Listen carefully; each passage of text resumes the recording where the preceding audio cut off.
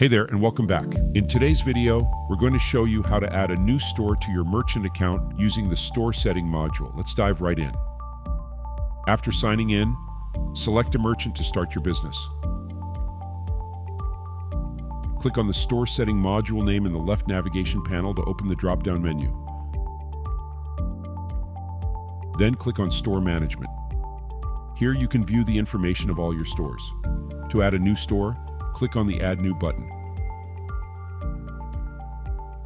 Follow the instructions on the page to fill in the required information, including the store name, store number, geographic location, and more.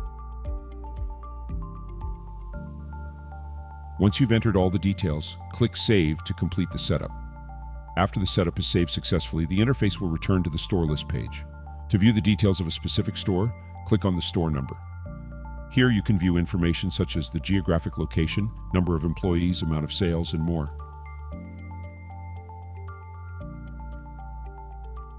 And that's how you can easily manage your stores within the store setting module.